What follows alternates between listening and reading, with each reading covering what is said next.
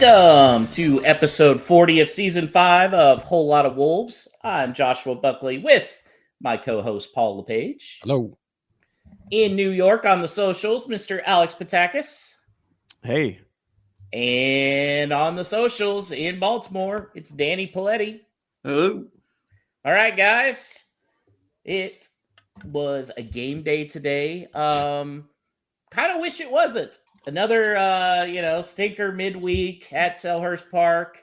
4-2 final score. Really probably, some of these losses recently, it's like, Wolves probably deserve something. They didn't deserve squat this game. Just a lot of issues. Paul, the lineup was the big talk coming in. 6 changes were made. We saw no Cunha or Gomez or João Gomez starting. We did see Rodrigo Gomez starting. Giga starting. Okay. Sarabia, Guedes. So what were your thoughts beforehand with the lineup?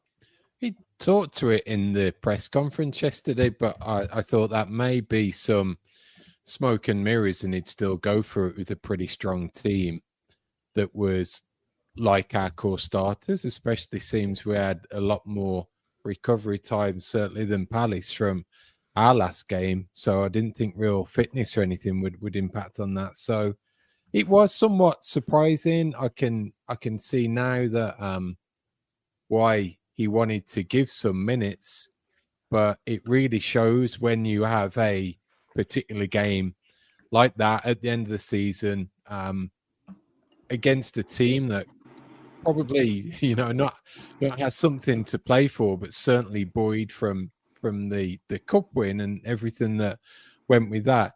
It should have been a test for a lot of these players. Unfortunately, it was, and we kind of got shown up. So it was interesting. We saw Guedes come back into the lineup, not just on the team, in the starting 11. Alex, do you think he's just performing really well in practice? Because Vitor has been saying he's rewarding guys. I can't see any other reason. I mean, is Guedes just like doing awesome at practice, hustling his butt off and deserving this spot? I find that hard to believe, but maybe I'm wrong. Certainly, I also think it's just a lack of options. We clearly don't have the type of player that he is looking for in that role outside of obviously Matheus Cunha, who would normally occupy a role of that sort.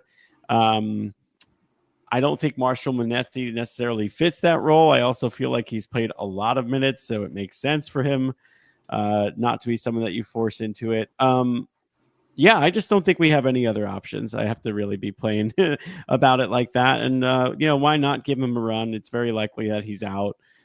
It's a bit of putting him in the shop window and a bit of just not having other options. I guess you could say maybe Bellegarde could play there, but I also feel like he wanted to give João Gomez a rest, who I think deserves it.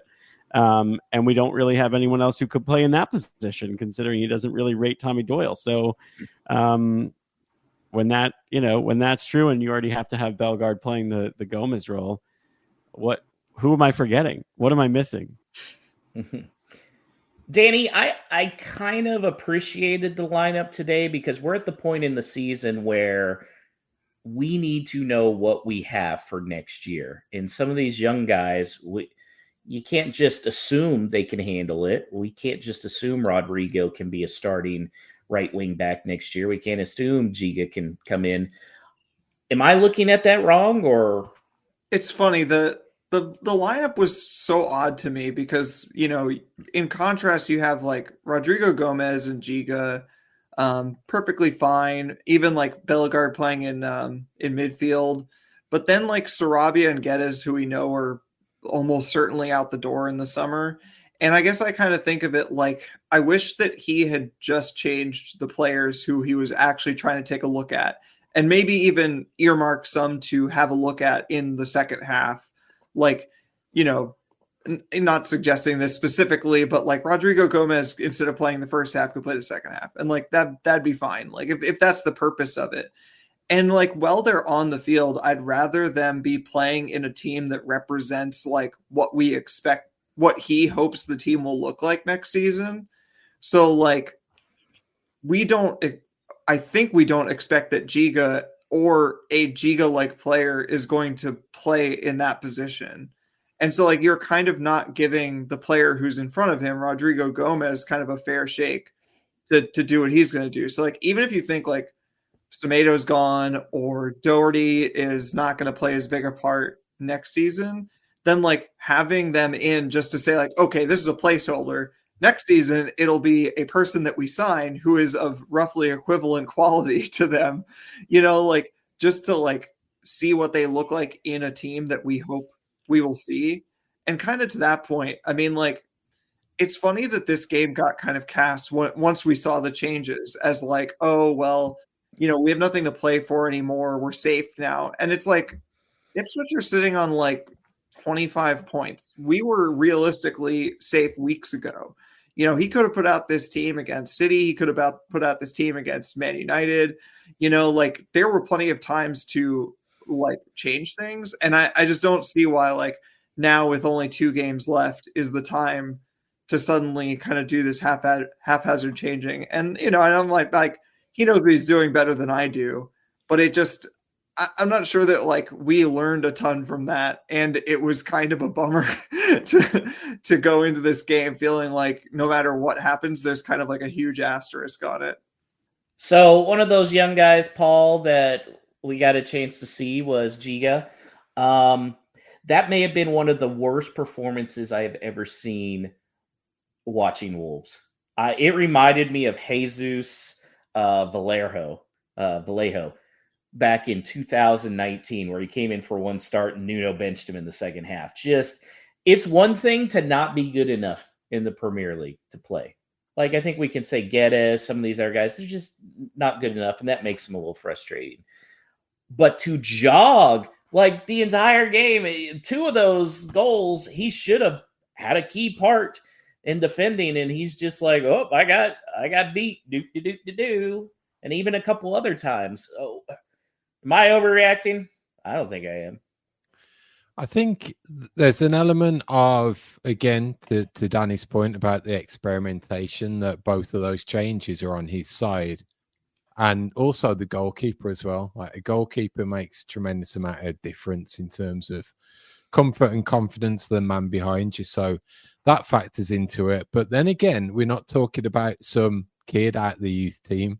We're talking about someone who's, albeit young, was brought in for a very sizable amount. They were talking on our commentary feed about the games in Europe that he's played, and the wins, and the cups that he's won, and everything. So it's a player of a certain caliber, and when you stack all of that up together, you are more in the spotlight of getting a start and being in the first 11, trying to cement possibly a place for next season.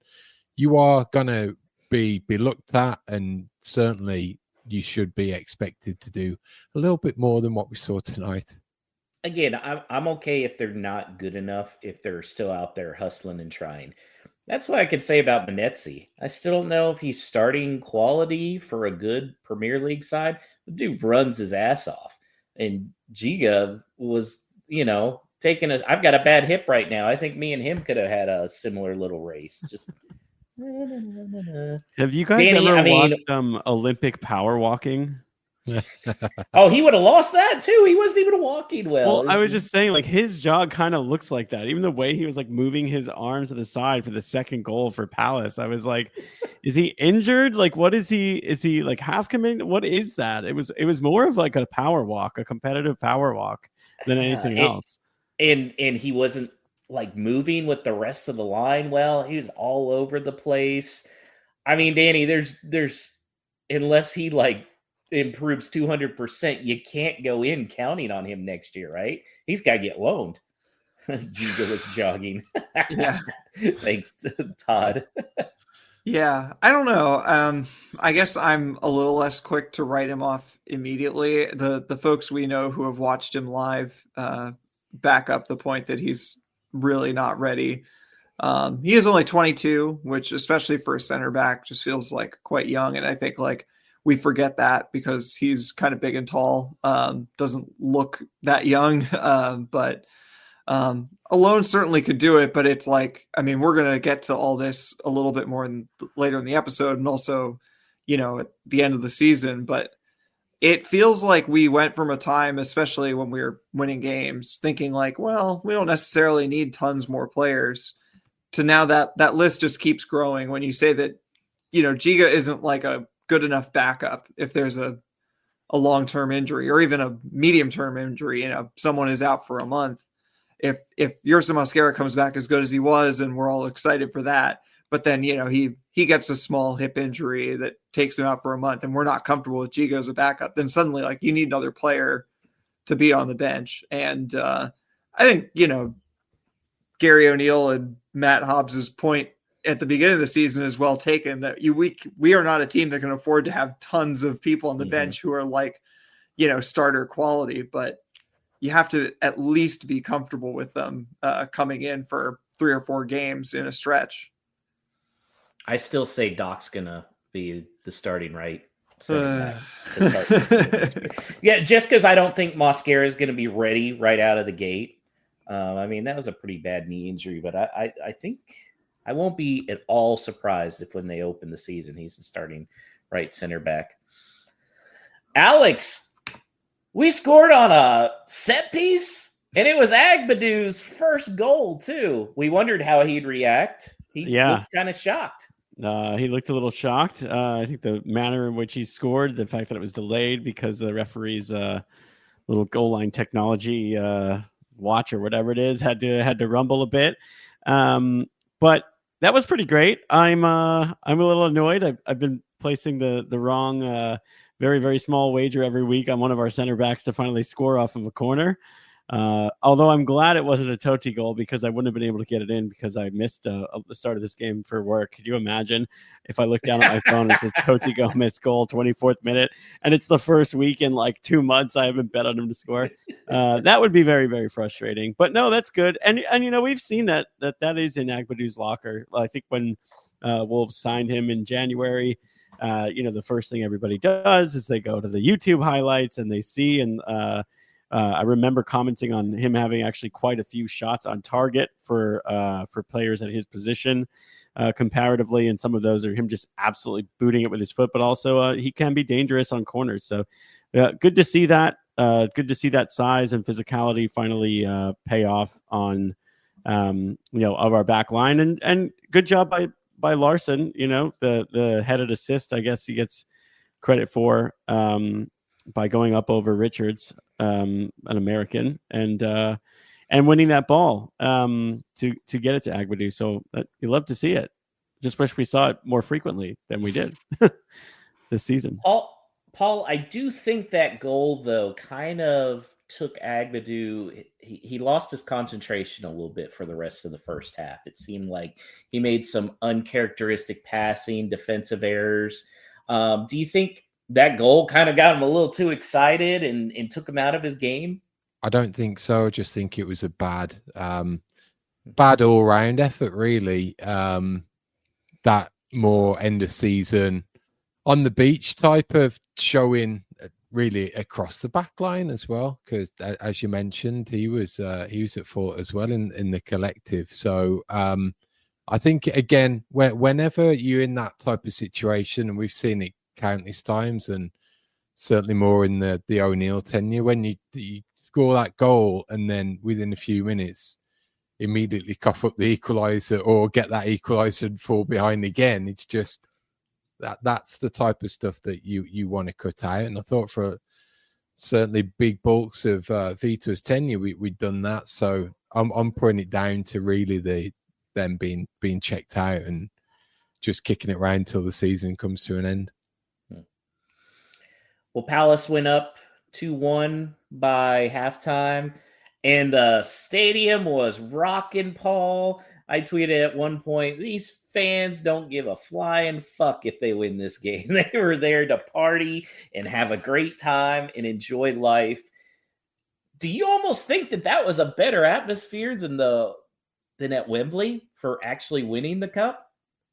I don't think so, just because you you're comparing apples to oranges in terms of venue. So a lot gets taken out of Wembley just based on the closeness of the pitch again, and certainly with a stadium like Selhurst Park, which 4 stands are right on the touchlines really, and very close in. So I think they're able to make the most of what they got in terms of drumming up an atmosphere like that. But it's exactly what you would be doing. It certainly came across fantastically. So fair play to him for that.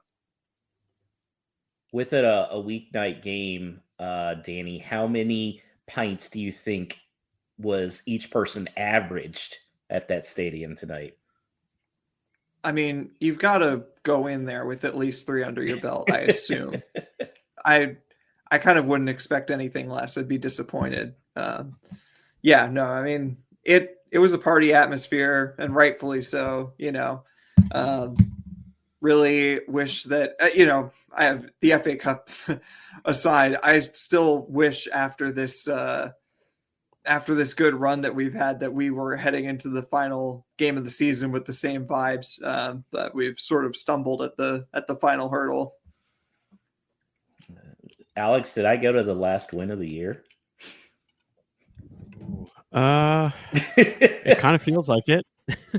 We'll get into that. I don't know predictions, but I'm a little worried. Yeah. Or maybe that means they need to bring me back, Paul. I don't know. Yeah, it could be the lucky charm. Yeah, got to be the hat. So Palace went up 3-1 pretty early in the second half on a deflected goal. Vitor had made some changes, though. Did you like how he was still attempting to go for it and kind of correct some of those lineup changes?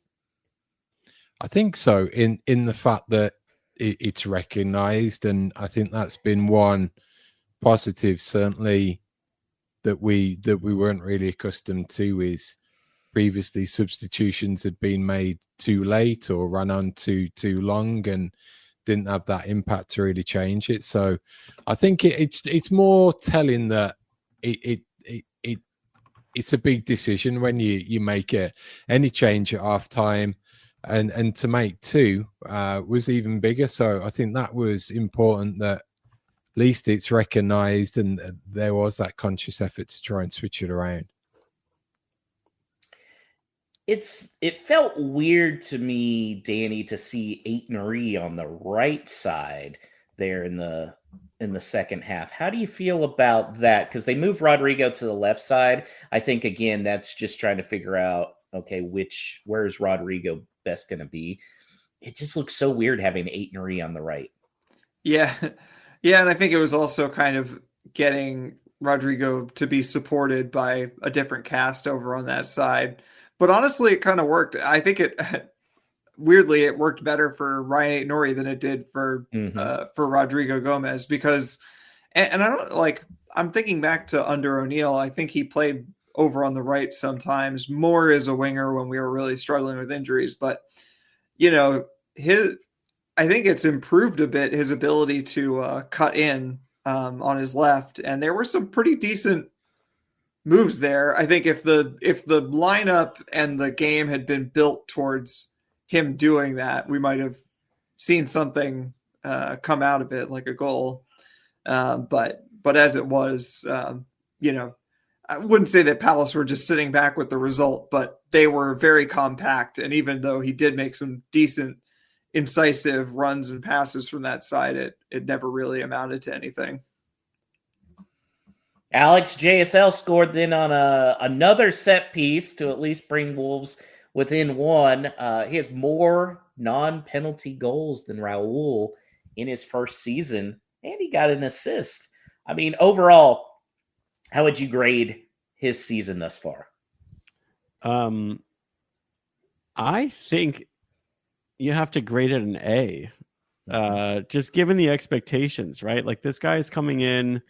He scored some goals in La Liga, but not. I think he has more goals this year in the Prem than he did last year in La Liga. I have to double check that, which is certainly something. He clearly elevated his game when taking a massive step up in the physicality of the league. for the Premier League. And how many times have we seen guys come into this league and they're just, quote unquote, not suited for it, right? So he is suited for it.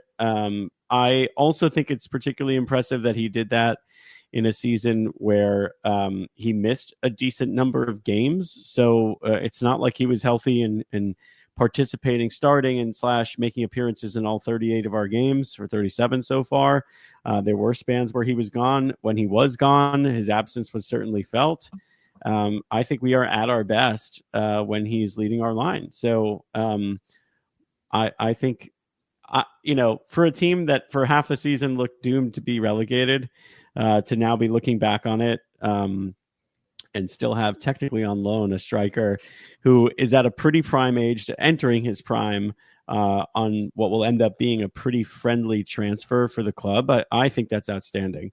And he said right away, off the bat, I remember, the other thing that sticks in my mind from some of the press when he was brought into Wolves, other than Matt Hobbs lying to his face saying that we were going to be pushing for Europe, is that he was the type of player who, if he had to have a tooth knocked out, I think he said, I'm paraphrasing here, to try to help the club or win, he would do that. He absolutely played like that every time that he was on the pitch, to the point of pressing and running to exhaustion and having his former manager question his fitness. I would argue maybe he was doing a little bit too much, to now being a player we can count on if needed to play a full 90, lead the line, lead the press, and lead us up front attacking. So yeah, super pleased. I would go A. I don't know if I'm maybe way too high. Maybe A- if we want to get really granular, because obviously there's always room for improvement, but I'm high on him right now. I think it should also not go unnoticed that he also went through a dry spell, which was probably related to the injury, and then pulled himself back out of it, because that's super difficult to do, and to find that form again. And again, finding the form again relied also on us slightly changing the way that we're playing, because Cunha was suspended and we were feeding him a lot better. But, not every player can do that. Even I don't necessarily hold anything against Hwang. I still think that he's potentially a useful player, but he's one who we've seen suffer in that way, where he'll be hot for a period and then really struggle to pull himself out of a dry spell. And whether it was a team effort or whether it was Jurgen Strand-Larsen just finding a way to score goals, that's a really useful ability as well. Now, Alex, you said there's always room for improvement. Do you have one of those bosses that on performance time refuses to give a 5 out of 5 because there's always room for improvement? Wow, you read me like a book. Yes, I certainly do. In no fact, one's perfect. Our company policy, it's a grade out of 5, and you have to do something extraordinary, change the course of our company's future to get anything above a 4. So and 3 is considered excellent. So yes, Josh, that's exactly what I had a boss like that. I hated it. It's just give me a break. We got to move on to more football. Otherwise, I'm going to turn this into an anti-capitalist podcast. I bet you Ford treats Paul better, though, don't they? He's no comment. Paul, fourth goal came via Crystal Palace with Eze. Dan Bentley should have done a better job on that, shouldn't he? I think that particular one's questionable, just based on anticipation of it, really. But the worst part of that, and smarter people than me have tweeted it, was just why it was even in that vicinity to begin with, in order to give him an attempt. And it was a carbon copy of pretty much every single similar type of Palace goal they've scored against us, in which is an absolute hellhole of a ground for us to go to and ever get a result from. They just seem like the same every time at that end of the pitch. So by that point, it was just you were kind of expecting it. We might have huffed and puffed and tried to get that equalizer, but you always had that nagging feeling that we get done on some type of counter attack on the break, and that was it. But I'm more pissed off than what led up to it than the keeper on that one. I don't think he covered himself in glory tonight. I think Sarr would have certainly made better attempt at probably 2 of the goals, but I think it was more worrisome what was going on in front of him. Well, guys, Semedo didn't start, normally our captain. So this time it was Toti who started, which I thought was a little confusing, Danny. And then I saw it was his 100th cap. Was that just kind of a reward, or is this something for the future we should watch for Toti Gomez captain? It would be one that would surprise me if Toti was the captain next season. Although I don't know that it should necessarily surprise me because I think he's the longest tenured that was out there, right? Him or Aït-Nouri, and I can't see Aït-Nouri. Yeah. Also depends when you count, the beginning of their tenure because he spent part of that time in Switzerland. But yeah, I think I imagine it had more to do with recognizing, his 100th appearance for Wolves. It's really been an amazing journey. It bears repeating again, someone who was bought for minimal money and immediately shipped off to Grasshoppers when that seemed like, the death knell for any Wolves prospect was to head out to Grasshoppers, and did really well there and got brought back during an emergency and immediately staked his claim in that spot. And it was kind of interesting to think about with him taking the armband instead of Semedo, where I feel like he's had a very similar arc to Semedo. I guess the difference being Semedo coming from Barcelona. But, Toti has come in and been a pretty solid presence the entire time he's been there, but not stand out enough to really shrug off the sort of divisive figure tag that he gets, where some people took a long time to see his quality and some people still don't. But throughout that, he's been a really steady presence. So yeah, a good recognition for 100 appearances for Toti. And I definitely don't think that he's out of usefulness for Wolves.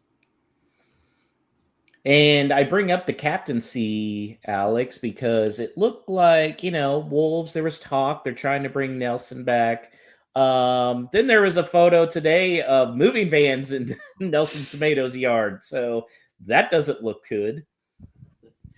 No, it doesn't. I don't know what other sign we need that he's going to be gone. I mean, we've been talking about this for months on end, expecting it. It seems like he's counting down the days, of which there are now days, not weeks, where he will depart and probably not be coming back to Wolverhampton. So it does seem like the writing is on the wall there. The contract talks, I guess, have seemed to stall. I haven't seen anything new in relation to that in the way of there being momentum for him coming back. And it's disappointing to lose a figure who I think was really stable in a very turbulent season for Wolves this year.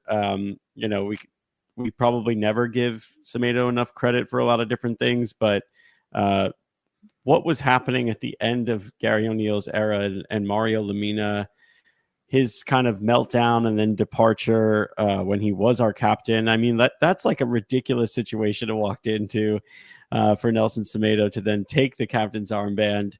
Probably not one of our most vocal players, certainly on the pitch. Maybe not the first player we all would have thought of, but was actually a really steadying presence. I thank him for it. I thank him for his time at Wolves. I think he was always underappreciated. And one of the things I think that we learned in this game, where I do agree with Danny generally that we didn't learn a whole lot, is that the drop off from him to Rodrigo or whoever else might play at that right wing back position, if we are going to continue to play in this 3-4-2-1 next season, is fairly significant. Particularly, I know that like Giga being back there obviously ties into that, but this Wolves great run, in addition to playing teams that were all beneath us in the table, okay, fine. But it was really, the basis of it was in defensive solidity that was clearly missing today. So whether that was Giga starting for Doherty, whether that was Semedo missing, and Rodrigo obviously being much more apt to get forward than Semedo usually is, and thus having to track back, leaving someone like Giga exposed, whatever that is, that shit needs to get figured out this summer, right? Like, we can't take this for granted and just expect Rodrigo Gomez to be starting there in the first match week of next season when we inevitably play like some incredibly good team. Whichever of the major teams has the best summer is who we'll probably open with, because that's just the way the schedule gods always play this thing out. So please pay attention to what we saw in this match, Jeff Shee. Not that you really give a shit, but I know we all do, because it was a little scary. It's a little scary to be ending the season this way too, and then go into next year being all feel good about the, like, how many times have we had the tale of like one good half season and then a manager walks into a death trap the following season? Like, we cannot do that again. So take from this that we are nowhere near, like, take the 60 whatever million from Cunha and buy like 6 players, man. Like, that's what we need. I don't want to turn this into a transfer thing. You asked me about Samito. We'll miss you, Nelson. I hope the move goes swiftly. I don't know where you're going. Go back to Benfica. Enjoy it. You were a great player, a great servant of our club. Yeah, Alex, we'll have our transfer show in the next episode or two, including my player who would be the perfect fit to replace Matheus Cunha. It's a teaser, folks. I'm still teasing this. Paul, this would be the 5th captain gone in 4 years. Is this a major concern about leadership in the locker room? I don't think so.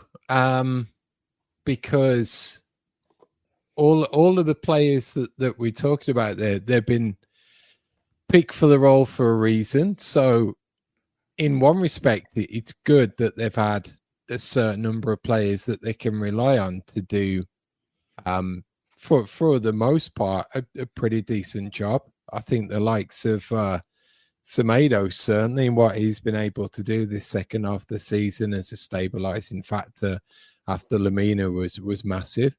I think it's got probably more to do with what's looked at in terms of captain caliber players, whereas Semedo, you can count on him. Lamina probably not so much. Maybe question marks around Kilman, even, that good player. Was he the really type of leader that was needed when you compare him to the likes of Connor Cody, for example? So I don't think it's necessarily to do with the dressing room, but I do think it would certainly wouldn't do any harm if future recruitment is based on that leadership element, the ability to captain a team, ideally someone who's done it in the past. But what we've struggled with is really bringing anyone through, apart from Neves, that can come in without the armband and be an obvious captain of the future or within a period of time. I think the issue right now is if you looked at that squad, there's not a direct replacement for a captain. And one person we know will not be a captain next year, and that is Matheus Cunha, who, Talking Wolves, Dave, as a party, has said that those terms with Manchester United and Cunha, pretty much a done deal. I did hear, Danny, that Wolves may be getting some add-ons as part of, hey, we don't have the $62.5 million right now, so here's an extra 8 to tack onto the bill. I don't know if that's really good, though, because that means Jeff's going to be like, all right, we didn't get the whole 62.5 right away. Well, if he says that, then it's bogus, and I'll leave the financial analysis to Stu on Fancast. But the point is that I mean, you've really found how to trigger me, Josh. I always know how to trigger all of you. I'm still seeing comments about where's the Jota money, and they still haven't finished paying us for Jota and all that nonsense.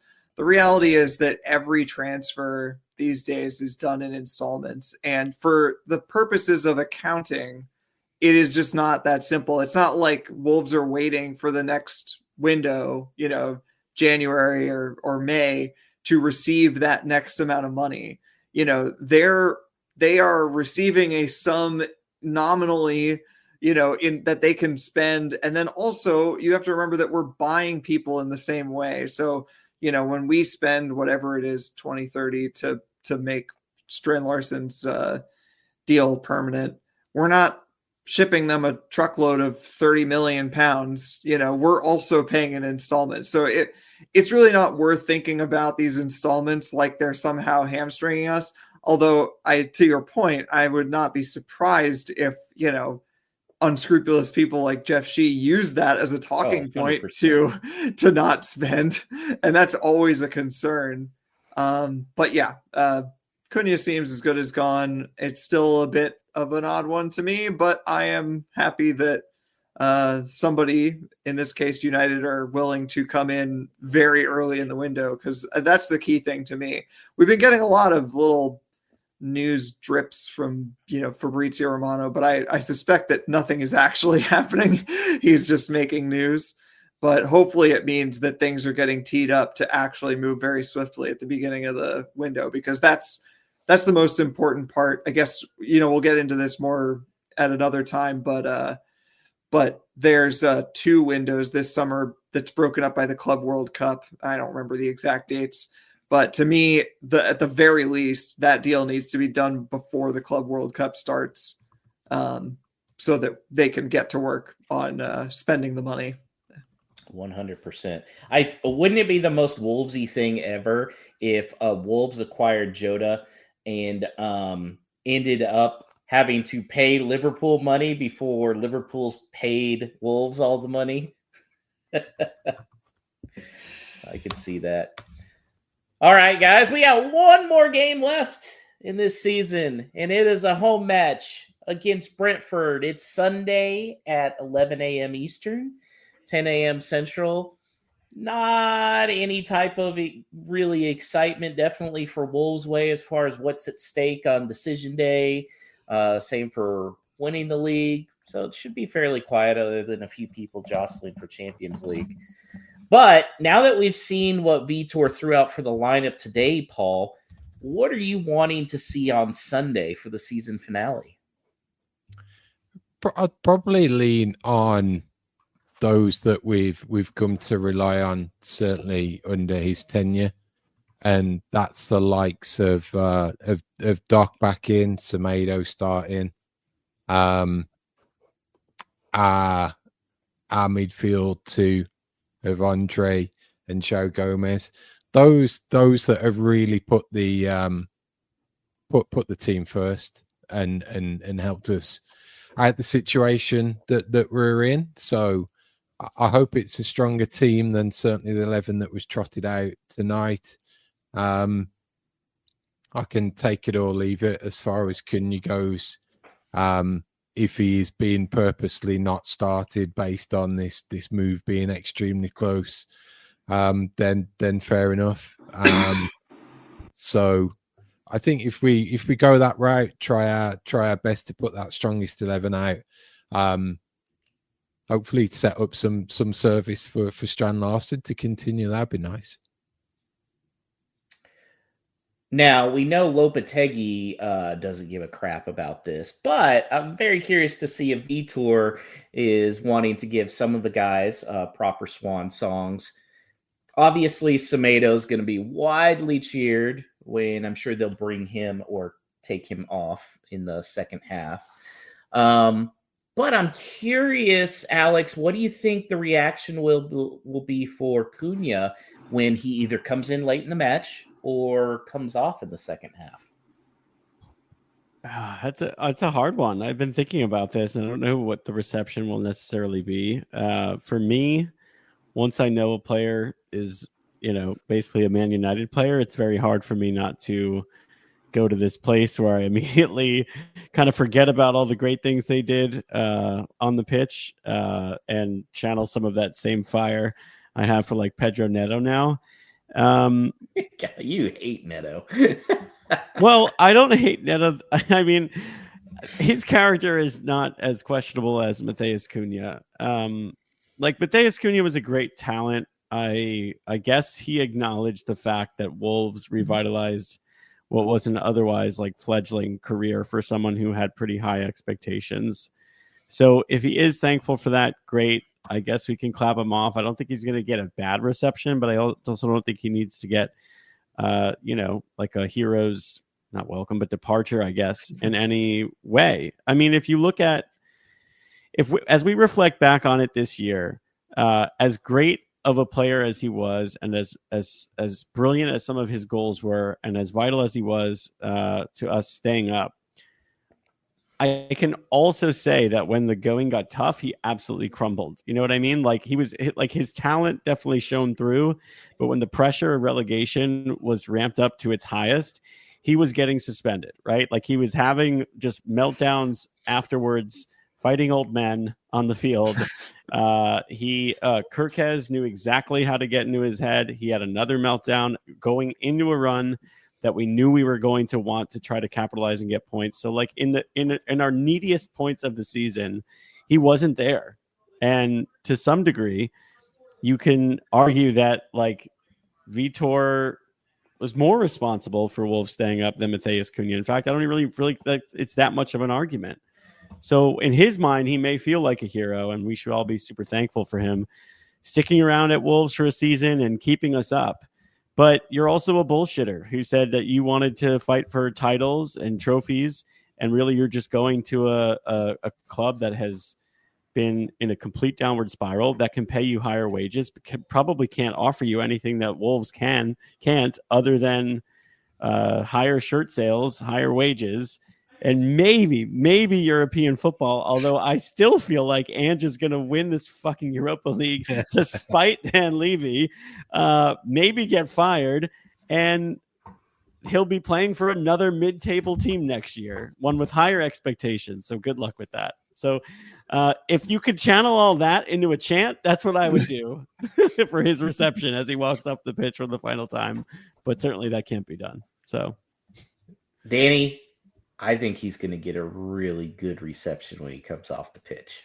Yeah, I know you and I are pretty much on the same page about this. You know, my prevailing theory, I guess, or mantra that I've been repeating to everyone that'll listen is that Twitter isn't real life. And I really love the community we have on Twitter, and I spend too much time there. But, I think that there is like an online fan sentiment, which is, to give online people more credit, like is a little bit more nuanced, kind of like Alex said, where it's like, yes, the contribution this season, yes, the goal at the Hawthorns, these things are all great.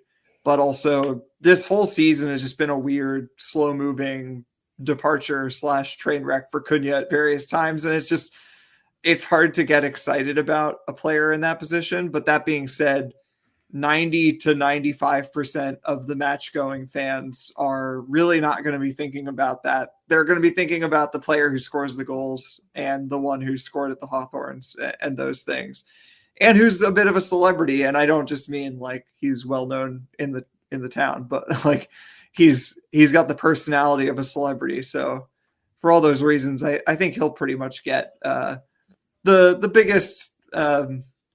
biggest cheer that you can get, barring, the sort of like departures of like Neves, et cetera, the ones who have become legends and also like endeared to the club.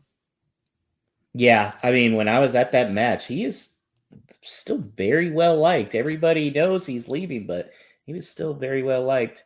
Paul, who gets the bigger ovation, assuming Cunha does? Is it Cunha or Semedo? I think Semedo will. Again, not directly that the Cunha element will take some recognizing, but I think again to that online sentiment, that online judge of player, I think those that have gone and watched Semedo week in, week out, he'll be a pretty good judge of what he's done in a Wolves jersey and the contribution that he's made, and the loyalty that he's offered. He's seen a contract out. He's been here for a long time. He's been relatively, pretty much apart from one lengthy injury, pretty healthy for the duration as well. So very dependable, very reliable. if you're going into that hard, like the working class blue collar culture of a typical Wolves fan, I think that's the type of thing that they'll lean into and give him that send off. Well, let's look at the prediction standings. And, I said there was no drama for the EPL. Oh, but there is some drama in our pool. Danny, you've run away with it. 34 points. Congratulations. Alex, you've got 26. You have wrapped up second place. Congratulations. And me and Paul, tied at 21 points, Paul. What are we going to do this week?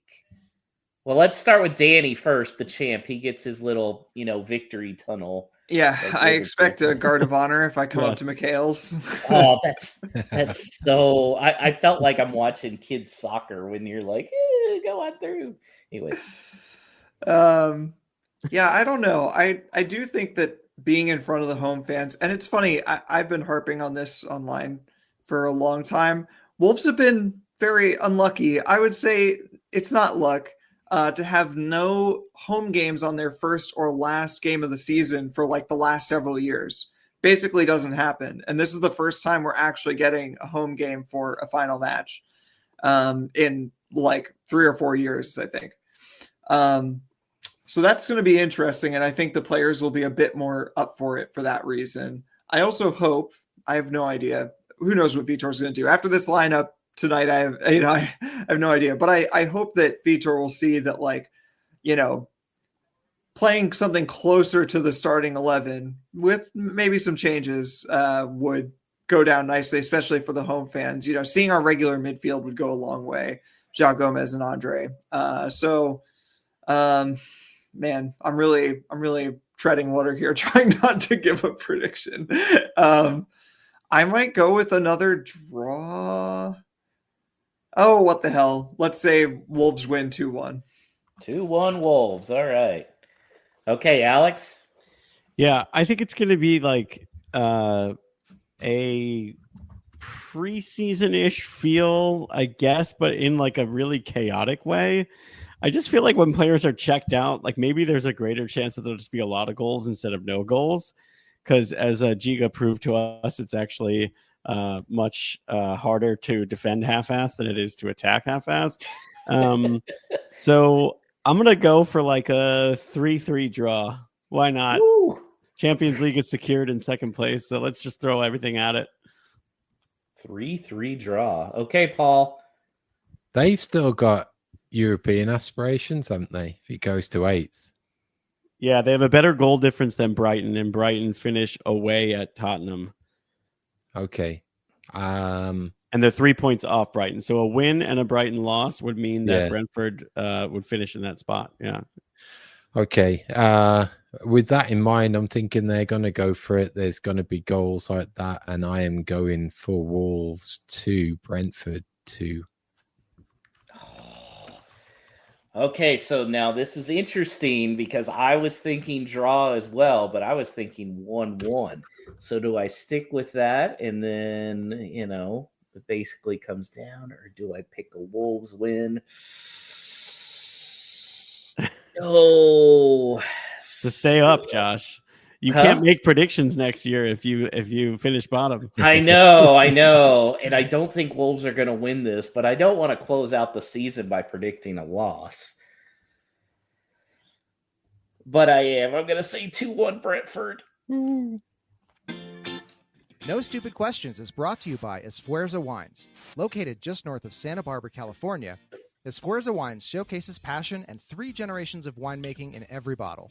Whether you're toasting some Vino de Vitor or winding down after a day of work, let Esfuerzo Wines transport you to the heart of wine country with each sip.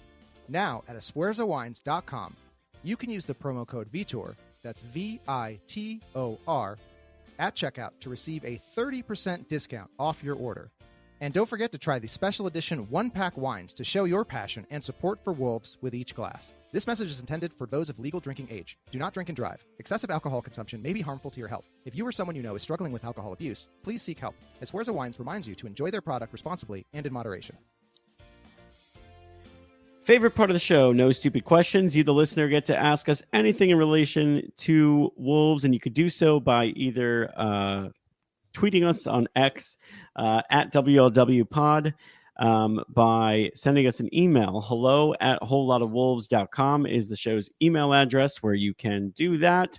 And if you are one of those watching on the live stream, feel free to drop your question in the chat, and we can get to as many as possible. So let's start with this one from Drew Freakin on X.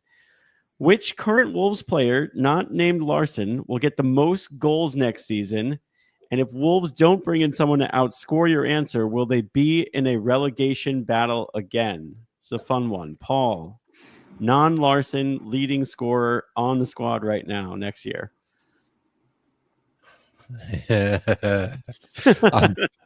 I'm counting on the maximum of 4 fingers and a thumb, because I can't really see anyone going 3 or 4 more goals than who's left. Maybe it's Joe Gomez. Yeah. Ooh, Joe Gomez. I like As an 8, he really adds goals to his game.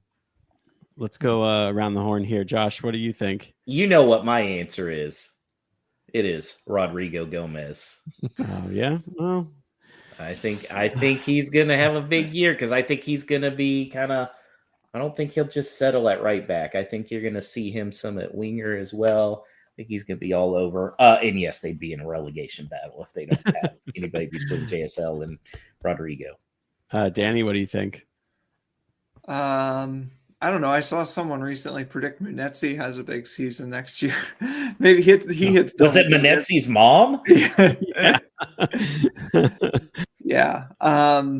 So I don't know. I mean, if you were playing in a system where he is really bombing in the box, maybe sweeping up some garbage.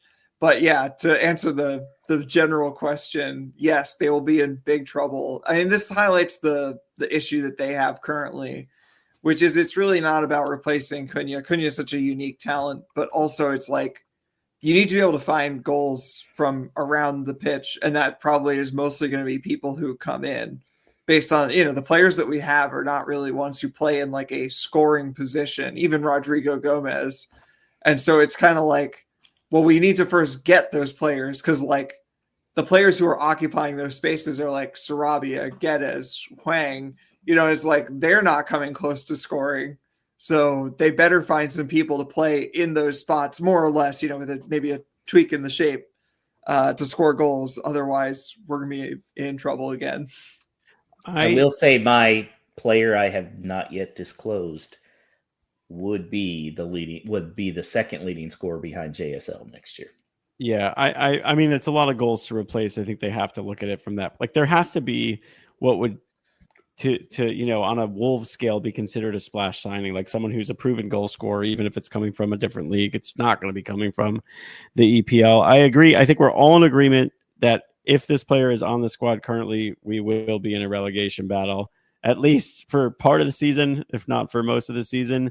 My answer, though, I guess, would be placing a lot of faith in taking Vitor at his word, and that he does want Ryan Aït-Nouri to be a focal point of this team. And that would obviously be contingent on him being on this squad next season. But he is on the squad now, so he qualifies for this answer. And he does occasionally pop up in some of those positions like Danny mentioned. And, has some decent goal involvements this season. So I could see that being the case next year. Yes, we will be in a lot of trouble if that is true. How about me and Al both picking wingbacks to be our second? Well, it's not going to be any of our like quote unquote attacking midfielders in this 3-4-2-1, because even the backup attacking midfielders aren't going to be there. I mean, I guess Bellegarde might be the only one who like didn't get mentioned that we should talk about, but all he does is shoot from outside the box, score worldies or miss. So, I feel better about Aït-Nouri than I do Bellegarde. Todd from Minnesota, by the way, said big sassy. Yeah, that would be really, well, it could be really cool. It could also be very tragic. It could be like 2 goals. But yeah, who's to say that Big Sassy won't have a bounce back from multiple surgeries in his brief time with Wolves? From Carl on X, Carl Whitehouse, what do you think Pereira would do differently next season with the squad that he'll have at his disposal? What do you like? You go into this summer, other than like bringing signings in, like what's the number one thing you feel like he'll do slightly? Yeah, I don't know, differently. Like the question asked. I don't know why I'm re-asking the question. 3-6-1, baby. Here it comes. I mean, a slightly more serious but very similar answer is that, we've talked about how we hope that we abandon the attempts to go to 4 at the back. And I think that I don't think that he's eagerly trying to get there. He hasn't shown any, signs that he's trying to get to 4 at the back. But I think the more interesting thing is what happens with the midfield. We've been so settled with this midfield too. And I wonder if he keeps it that way, or if we see something else where we're having another midfielder in there, or even, a more traditional, like 4 across the midfield, or something else that would bring goal scoring players closer to the midfield instead of these like 2-10s. We don't really have the answers to that because a ton of players need to leave first in order to make room for that. So if it's the same group of players, I suspect a very similar shape. But I guess we hope that there's going to be a lot of turnover. Yeah. Anyone else have a big change in mind? I don't think there is. I just think it's profile of player more than anything, and certainly in those 10s, if that's what the wish is, that it's distinctively something in at least one of them that we haven't got.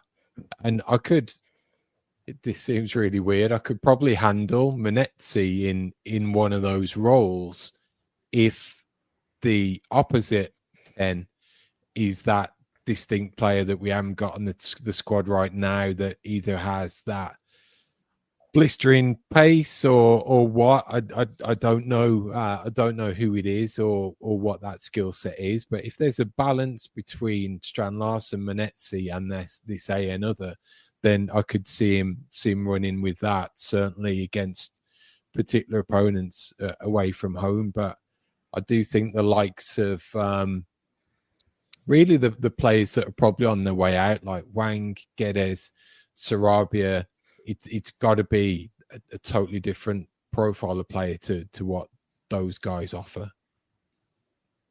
Yeah. Danny mentioned maybe an extra midfielder. The only thing I could kind of see is that we strike out getting like a 10. We're rumored to be in talks with a number of them, and we last minute maybe sign a second striker, and we could do like a 5-3-2. Like, I wouldn't be that pissed about that if it meant Andre, Zhao, and one of Molineux and Bellegarde, but then like a very mobile second striker to play with Larsen. Like, I could live with that, as long as we maintain that defensive solidity, which again is a big TBD because there's some shoes to fill there as well. But otherwise, I got nothing in terms of the way of ideas. That's not my job. And Josh, you had a question you wanted to ask as part of No Stupid Questions. Yeah, so pour one out for D-Bet. It looks like they are defunct. Who could have seen that coming? Yeah, who's stunning. I mean, it just blows me away. So it was a 2-year contract. We don't know if Wolves will have the name of a company who no longer exists on their kit. So assuming they have to get a new sponsor, I'm going to have 3 different categories, and I want to answer from each of you on each of the 3 categories. If you could pick a former Wolves sponsor to be the new sponsor, what would it be? Paul? I think I'm going to use the same answer on every one of your scenarios. I'm going Goodyear. Goodyear? Danny? Yeah, I was going to say Goodyear. I really like the Goodyear logo. Alex? I only because they have great marketing, which we basically see once a year in the Super Bowl. Let's say Doritos. Doritos, baby. Go for it. Why the hell not? Bring back Doritos. God, I would wear the hell out of a Doritos kid. I'm not gonna lie. Okay. a Wolverhampton business, Paul. I used to be able to say this again. Goodyear had a big plant in Wolverhampton, large employer. Kind of works. Yeah, Danny. I'm supposed to know local businesses in Wolverhampton. I was going to say, I'm at the Chamber of Commerce website right now. Oh, I don't know. Goodyear, I guess. What else is there, Paul? Oh, Novotel. The Novotel University Money Shop. I would say Spoons. I mean, Why they're getting not? plenty of business out of Vitor. Yeah. That place was packed every time I went. Or better yet, one of the other. What's the goth bar again that I went to? I can't even remember now. The Gifford. The Gifford. Yes. Just have a bar on it like it's a beer league team. We have betting leagues. It's not like it's that better. And then finally, any worldwide company. Paul, pick somebody other than Goodyear. Pirelli. Big tire guy. Hey man, look, he works for Ford. He likes them tires. Buy more tires, yeah. Danny? So just looking at companies that have, vaguely orange or yellow logos, Fanta, I think, would do well. Also, I think, if we're trying to get more money out of this, we could go Amazon. Oh, God, we had Amazon if Amazon sponsored Wolverhampton Wanderers, that would be the hugest. I would have to assume if that were true, we as international fans would get our Wolves merch from the Wolves store so much faster. There would have and to hopefully be without agreement. the 200% tariffs that people are right now. Jeff Bezos did his best to try to work around that, and I don't think it's going to happen. So. Okay, so these aren't Wolverhampton businesses, but I've got two that I think make sense as they're already Wolves sponsors. I think Arctic Wolf, the cybersecurity company, if that's on the front of our shirt, who the hell is going to argue that? We're Wolverhampton Wanderers with a wolf head on our badge and a wolf howling at the moon on the front of our shirt. Maybe it's too wolvesy, but I think it fits. And then also, I still get a kick out of Visit Lauderdale running across the boards at Molineux all the time. That my random home, which is basically just a glorified suburb of Miami, that is 90 minutes, or no, not 90 minutes, but 90 miles north of Miami, is somehow draped all over Molineux, and I think that would be hilarious if it was just sunny Fort Lauderdale on the front of their shirts. I would get a kick out of that. Chris Fisher just turned off the podcast. Yeah. Chris Fisher's gonna be the mayor of Fort Lauderdale, man. He would support that. Come on. Yeah. I think that's more likely. Why not have Netflix or something like that? Let's go. Let's get a streaming partner, get a deal going. Yeah. Come on. I also would like HBO. They'll change the name of the service halfway through the season. Our logo will always be changing. Also, Dos Equis would be fun as well. Ooh, yeah, that would be pretty nice. But that's really we should have done that when Raul was in. If Wolves had Raul and were sponsored by Dos Equis or Corona, that would be a must-have kit. Mm-hmm. Yeah. No, absolutely. We have missed the totally obvious worldwide company. It's got to be Espresso Wines. Oh yes, obviously, obviously. Yeah, great shout. Wait, I'm still scrolling through orange logos. I found the perfect one. Jeff Shea is going to jump all over this, and I assume that this is not a thing that our UK listeners will know anything about. The discount shoe store named Payless. Oh my god. So good for so many reasons. That's Payless shoes. Oh man. You can also go down the very dad route of saying Pampers. Yeah. The piss in the front and shit at the back. Or you could have something like Boy Scouts. Is there Boy Scouts in England, Paul? Yeah. Okay, have the Boy Scouts since you have Cub Scouts. Global, baby. I love it. That reminds me of when we were talking about Wolves. I don't think we were talking about sponsors. I think we were trying to compare Fosun to a company, like a regular company we know. I was talking about Shen Yun. Yeah. See Wolves walking around with that on their shirt. Come experience China before communism. All right, really quickly, I have a no stupid question that's steeped in bitterness. So anyone who stuck around to the end of the show gets to enjoy just how bitter I can be. The thing I wanted to ask is, by the time Cunha's done at United, will he be remembered more fondly, just about the same, or less fondly than Antony? Somehow he's cheaper, but has higher expectations. And Antony like cries on the field as he wins games for Real Betis because he's probably not as bad a player as he was at United. But everyone goes to United and gets worse. Have fun with him. It's a Bruno. Yeah, that's I don't know, probably the same. I think for me, it heavily depends on the team that's around him.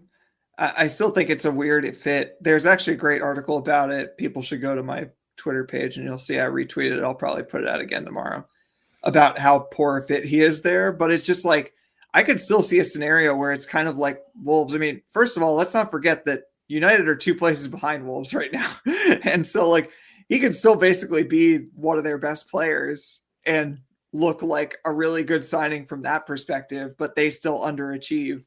And so it's kind of like, I don't know. I think Bruno Fernandes is a really good player, but it's also like, would he be as revered at United if they hadn't built such a shit team around him? And like Cunha could end up in a similar position where like they might actually like him quite a bit, but only because their ineptness at building a team around him means that he still ends up looking pretty good out of it. I think he's got a kick-ass agent as well that you can cobble together a pretty average season in which he looks okay and may get like 6 to 8 goals, maybe double digits, and realize that it's still a shit show, especially behind the scenes. And he's off again within a year. After that point, probably goes abroad again and to a team that's perennial Europa League standard. And I think that's where he'll hit his level, and the Man United experiment will be just a stop on the road. And I for wonder every if one of those, Fabrizio will continue to tweet about Yeah. Cunha. well, I was going to say, for every one of those goals, 2 or 3 Fabrizio Romano tweets about, the amazing season he's having. Yeah.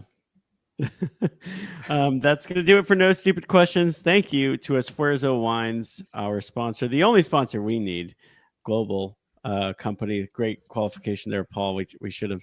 How did we miss that? I have a nice little glass of vino on the shirt. First the points, then the Pinot. I don't know. Esfuerzowines.com.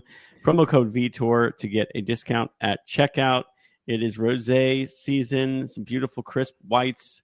The weather is turning. It's summer. Enjoy it and use the promo code Vitor at checkout when you do. Real quick, I could see, remember during the pandemic, one of the co-sponsors, so not the main shirt, but the other one was Manscaped. Would that not be so Jeff Shee to sell our club's shirt to Manscaped? Oh, God. Lends itself to so many jokes, this line of inquiry. Sure does.